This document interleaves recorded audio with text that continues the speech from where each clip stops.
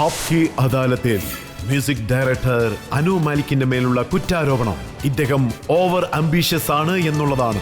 അനു മാലിക്, താങ്കൾ ജനങ്ങളോടും ഈ ആപ്കി അദാലത്തിനോടും പറയുക, താങ്കൾ എത്രത്തോളം ഓവർ അംബീഷ്യസ് ആണ്, അതിനുവേണ്ടി താങ്കൾ എന്താണ് ചെയ്യുന്നതെന്നുള്ള കാര്യം പറയുക. അതിനു മുൻപ് താങ്കളെക്കുറിച്ച് ഒരു കാര്യം പറയണം. താങ്കൾ എങ്ങനെയുള്ള ഒരു പിതാവിന്റെ മകനാണെന്ന് വെച്ചാൽ സർദാർ മലിക് അലിയുടെ മകനാണ്. സംഗീത ലോകത്ത് അദ്ദേഹത്തിന് തനി സ്ഥാനം തന്നെയുണ്ട്. പിന്നെ താങ്കൾക്ക് ഈ കാര്യം വളരെ നന്നായിട്ട് അറിയാം. താങ്കളുടെ അച്ഛന് പ്രത്യേക മര്യാദ തന്നെയുണ്ട്.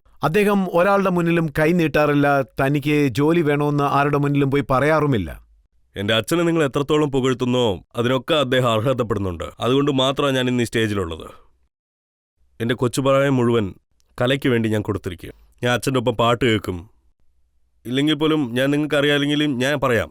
सारंगा तेरी याद में ए गम दिल क्या करूँ, ए वहशत दिल क्या करूँ, मुझे तुमसे मोहब्बत है मगर मैं कह नहीं सकता वगैरह वगैरह.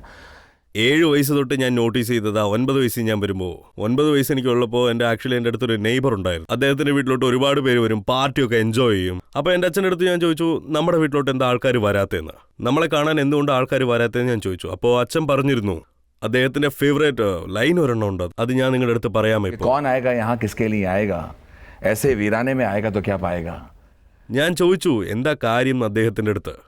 ഇത്രയും ടാലന്റ് ഉണ്ടായിട്ടും അദ്ദേഹത്തിന് എന്തുകൊണ്ടാണ് പണി കിട്ടാണ്ടിരിക്കുന്നത്? വലിയ വലിയ ഡയറക്ടേഴ്സ്, വലിയ വലിയ പ്രൊഡ്യൂസേഴ്സ് എന്തുകൊണ്ടാണ് ജോലി നൽകാത്തത്? അത് വളരെ ഒരു വ്യത്യസ്തമായ ഒരു വിചിത്രമായ പോയിന്റ് ആയിരുന്നു. ഞാൻ എൻ്റെ ജീവിതത്തിൽ സാധിക്കണമെന്ന് വെച്ചാൽ അത് എനിക്ക് വേണ്ടിയല്ല, എൻ്റെ അച്ഛന് വേണ്ടിയാ, എൻ്റെ അമ്മയ്ക്ക് വേണ്ടിയാ. പിന്നെ ഓവർ ആംബിഷനെ കുറിച്ച് നിങ്ങൾ ഈ പറയുന്നില്ലേ, ഒരുപക്ഷെ ഞാൻ ഓവർ ആംബിഷ്യസ് ആയിരിക്കാം. ഓക്കെ, ഞാൻ ഇപ്പോഴും അങ്ങനെ ആയിരിക്കാം. കാരണം ഞാൻ എൻ്റെ ഡാഡിയുടെ അടുത്ത് പ്രോമിസ് ചെയ്തായിരുന്നു, ഡാഡി ഏതൊക്കെ വലിയ പ്രൊഡ്യൂസേഴ്സിന്റെ അടുത്ത് നിങ്ങൾ വർക്ക് ചെയ്യാൻ ആഗ്രഹിച്ചോ, വലിയ പേരും പുകഴും ഉള്ളവർ, ഒരു ദിവസം ഞാൻ അവരെ വിളിച്ചുകൊണ്ട് വരും, അവരുടെ അടുത്ത് ഞാൻ പണിയെടുക്കും, അവരുടെ അടുത്ത് ശമ്പളം മേടിക്കും, അവരെ ഞാൻ തീർച്ചയായിട്ടും കൈയടിപ്പിക്കുമെന്ന്. ഇത് നടക്കുമെന്ന് ഞാൻ പറഞ്ഞതാ. ഇതിൽ എന്താണ് തെറ്റുള്ളത്? നിങ്ങൾ തന്നെ ഒന്ന് പറയണം. മറ്റൊരു കാര്യം, അനു മാലിക് സാർ, താങ്കൾക്ക് 16 വയസ്സുള്ളപ്പോൾ തന്നെ താങ്കൾ കഴുത്തിൽ ഹാർമോണിയം ഇട്ടുകൊണ്ട് ഓരോ കഥവിലും പോയി തട്ടുമായിരുന്നു. സാർ അത്ര ഡീപ്പായ കാര്യം നിങ്ങൾ ഇത്ര എളുപ്പത്തിലാണ് പറഞ്ഞു തീർത്തെന്ന് വെച്ചാൽ, ഞാൻ 16 വയസ്സിലല്ല, ഞാൻ 10 വയസ്സ് തൊട്ടേ ജനങ്ങളുടെ അടുത്ത് പോയി പ്ലീസ് എനിക്കൊരു പണി തരുമെന്ന് പറഞ്ഞ് ഞാൻ ചോദിച്ചുകൊണ്ടായിരുന്നു. അപ്പോൾ അവർ പറയും, മോനെ നീ എന്താ കാണിച്ചോണ്ടിരിക്കുക? അപ്പോൾ ഞാൻ പറയും, പാടുന്നത് ഒരു കാര്യമാണ്, പക്ഷെ വായിക്കുന്നത് മറ്റൊരു കാര്യമാണ്. സത്യം എന്തോ അതാണ്. ഞാൻ 16 വയസ്സ് തൊട്ടേ പണിയെടുക്കാൻ. ജനങ്ങൾ താങ്കളോട് ചോദിച്ചില്ലേ സ്കൂളിൽ പഠിക്കേണ്ട സമയത്ത് ഹാർമോണിയം ഇട്ടുകൊണ്ട് ഇങ്ങനെ പോകാമെന്ന്? സാർ ആ സമയത്ത് ഞാൻ സ്കൂളിലും പോയിക്കൊണ്ടിരുന്നതാ, പക്ഷെ ഞാൻ സ്കൂളിലും പോയിട്ട് പണിയും എടുത്തതായിരുന്നു. പഠിത്തം ഇമ്പോർട്ടൻ്റ് ആണ്, ആ സമയത്ത് നമുക്ക് പണിയും വേണം സാർ. എൻ്റെ ഡാഡിയുടെ അടുത്ത് ഞാൻ പറഞ്ഞു, എനിക്കപ്പോൾ എന്താ തോന്നിയെന്ന് വെച്ചാൽ, ഞാൻ നന്നായിട്ട് ഫീൽ ചെയ്തിട്ടുണ്ട് അദ്ദേഹത്തിൻ്റെ അടുത്തുള്ള ആ കുറവെന്താന്ന് വെച്ചാൽ, അതൊരു കുറവാന്ന് പോലും പറയാൻ പറ്റില്ല, അതൊരു സെൽഫ് റെസ്പെക്ട്. അതുകൊണ്ട് അദ്ദേഹം ആരുടെ അടുത്തും ജോലി ചോദിച്ചില്ല. പക്ഷെ ഞാൻ ചോദിക്കും, ഞാൻ തീർച്ചയായിട്ടും ജോലി ചോദിക്കും, ഞാൻ തീർച്ചയായിട്ടും ചോദിക്കും. കാരണം അത് ഓവർ ആംബിഷ്യസ് ആണ്. പണി എനിക്ക് വളരെ അത്യാവശ്യമാണ്. എനിക്ക് പണിയെടുക്കുന്ന അല്ലാണ്ട് വേറെ ഒരു പണിയും അറിയത്തില്ല. ഞാൻ മ്യൂസിക്കും വളരെ ഇമ്പോർട്ടൻ്റ് ആയിട്ടാണ് നോക്കുന്നത്. അപ്പോൾ ആരെങ്കിലും പണിയെടുക്കുമെന്ന് പറഞ്ഞാൽ ഞാൻ അവരുടെ അടുത്ത് പോയി തീർച്ചയായിട്ടും ചാൻസ് ചോദിക്കും. ഇത് സത്യമാണോ? താങ്കൾ പ്രൊഡ്യൂസേഴ്സിന്റെ മുന്നിൽ കാറിന്റെ ബോണറ്റിലടിച്ച് തബലയൊക്കെ വായിച്ച് കാണിക്കുമെന്ന്? സാർ, ഇതിനു മുമ്പായിട്ട് ഞാൻ നിങ്ങൾക്കൊരു കാര്യം പറയാം. ഞാനൊരു പ്രൊഡ്യൂസറിനെ ബാത്റൂമിൽ വെച്ച് പിടിച്ചിരുന്നു. അത് പിന്നെ അദ്ദേഹം ആരെയോ അവിടെ കാണാനായിട്ട് പോയതായിരുന്നു. അദ്ദേഹം സിനിമ സ്റ്റാർട്ട് ചെയ്യുമെന്ന് അറിഞ്ഞ അടുത്ത സെക്കൻഡ് ഞാൻ പുറകെ പോയി അദ്ദേഹത്തിന് ഒരിക്കലും കൈ പിടിക്കാൻ പറ്റത്തില്ല. കാരണം അദ്ദേഹം ഇവിടെ ആയിരിക്കും, ചിലപ്പോൾ അങ്ങോട്ട് മാറും, അവിടെ പോകും, ഫോൺ വിളിക്കുമ്പോൾ ബിസിയാണ്, പിന്നെ സംസാരിക്കാമെന്ന് പറയും. അപ്പോൾ ഞാൻ വിചാരിച്ചത് ഇപ്പോൾ ബാത്റൂം ആയിരിക്കും ശരിയായ സ്ഥലമെന്ന്. അപ്പോൾ അദ്ദേഹം അകത്ത് പോയതും ഞാൻ സ്റ്റാർട്ട് ചെയ്തു. ഞാൻ പാട്ട് പാടാൻ സ്റ്റാർട്ട് ചെയ്തു. അപ്പോൾ അദ്ദേഹം വാട്ട് ഇസ് ദിസ് എന്ന് ചോദിച്ചപ്പോൾ ഞാൻ ആം സിംഗിങ് എന്നാ ഞാൻ പറഞ്ഞത്. പുറത്ത് അദ്ദേഹം വന്നിട്ട് നീ പാടിയ പാട്ട് എന്താന്നാ ചോദിച്ചത്. ആ പാടിയ പാട്ട് ഞാൻ പാടി കാണിക്കാം സാറിന്. सोनी मेरी सोनी सोनी और नहीं कोई होनी सोनी, रब से ज्यादा तेरा नाम लेता हूँ, रब मुझे माफ करे.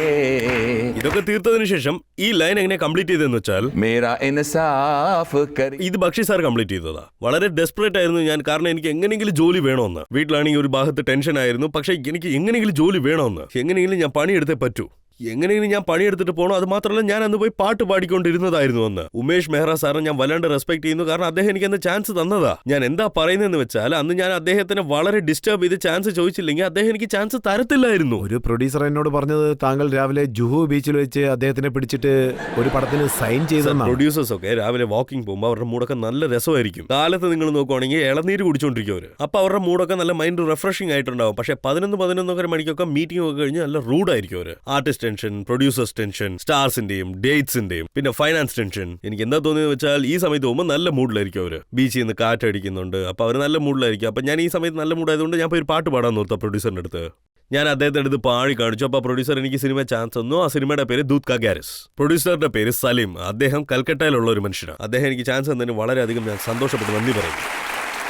അപ്പോ മറ്റൊരു കാര്യം കൂടി ഞാൻ കേട്ടു, താങ്കൾ എത്രത്തോളം അംബീഷ്യസ് ആണെന്ന് വെച്ചാൽ വലിയ വലിയ ബാനറിന്റെ പിന്നാലെ താങ്കൾ ഇപ്പോൾ ഓടാൻ തുടങ്ങിയെന്നാണ് ഞാൻ കേട്ടത്. അവരൊക്കെ വളരെ പ്രൊഫഷണൽ ആയിരിക്കും, അവരുടെ അടുത്ത് വലിയ ആക്ടേഴ്സ് ഉണ്ടാവും. പിന്നെ എന്റെ പാട്ട് ഞാൻ നല്ല സ്റ്റാർസിനെ കൊടുക്കണമെന്ന് ഞാൻ ആഗ്രഹിച്ചു. ഇതിലൊന്നും തെറ്റില്ലല്ലോ. ഞാൻ ഇപ്പോഴും അവരുടെ അടുത്ത് പണി എന്തെങ്കിലും ഉണ്ടെങ്കിൽ ചോദിക്കും. ഒരുപക്ഷെ അവരെന്നെ ഇൻസെക്യൂർ എന്ന് വിചാരിക്കാം, പക്ഷെ അവർ വിചാരിച്ചാൽ ഞാൻ ഇൻസെക്യൂർ ആണ്. ഇത് വളരെ ചാലഞ്ചിങ് ആയ ഒരു ലോകമാണ്, ഇതിൽ നമ്മൾ പോരാടിയേ. പക്ഷേ ചെറിയ ബാനർ, ചെറിയ പ്രൊഡ്യൂസേഴ്സ് അവരെന്താണ് കരുതുന്നതെന്ന് വെച്ചാൽ അനുമാലിക്കിന് ഞങ്ങൾ പൈസയാണ് കൊടുക്കുന്നത്, പക്ഷെ അത്രത്തോളം ഭംഗിയായിട്ട് കമ്പോസ് ചെയ്ത് തരുന്നില്ലെന്ന്. കാശിനെ കുറിച്ച് പറയാം. ഞാൻ എന്റെ പ്രൊഡ്യൂസേഴ്സ് തരുന്നത് അത് അങ്ങനെ തന്നെ ഞാൻ മേടിക്കും. ഞാൻ അവരുടെ അടുത്ത് പോയി എനിക്ക് ഇത്രയും വേണമെന്ന് പറഞ്ഞ് ഞാൻ ഒരിക്കലും ചോദിക്കില്ല. ബഡ്ജറ്റ് എന്തായാലും ഞാൻ അതിന് ഏറ്റവും പോലെ പണിയെടുത്തേക്കും. ഏതൊരു സിംഗർ ആണെങ്കിലും ഞാൻ പണിയെടുക്കും. എന്നെ സംബന്ധിച്ച് പ്രൊഡ്യൂസർ നന്നായിരുന്ന ഞാനും നന്നായിരിക്കും. അദ്ദേഹം എനിക്ക് സിനിമ ചാൻസ് തരും, അല്ലാണ്ട് വേറെ ഒരു കമ്മിറ്റ്മെന്റ്സും കാണില്ല.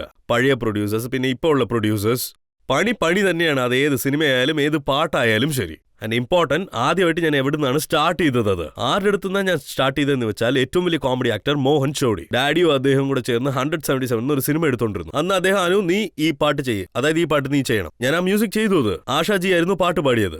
And I thank Ashaji. ആ പാട്ടിന്റെ വരിയൊക്കെ ഇങ്ങനെയായിരുന്നു.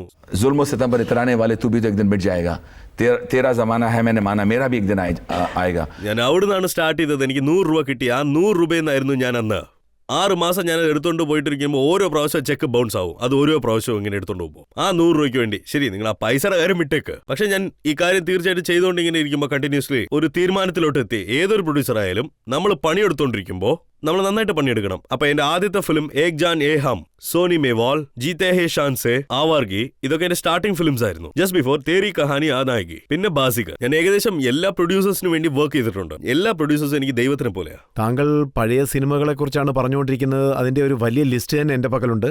ഈ ഫിലിമിനെ കുറിച്ച് എനിക്ക് കുറ്റം ആരോപിക്കാനോ? എനിക്ക് നന്നായിട്ട് അറിയാം. നിങ്ങൾ എന്നെ കളിയാക്കിയായിരിക്കും ഇവിടെ നയിക്കാൻ പോകുന്നത്. ഞാൻ വന്നെന്ന് പറഞ്ഞാൽ എനിക്ക് ആരതെടുത്തൊന്നുമല്ല എന്നെ ഇവിടെ നയിക്കാൻ പോകുന്നത്. ആദ്യം എന്നെ നന്നായിട്ട് കൂളാക്കി വെച്ചേക്കുവാണല്ലേ.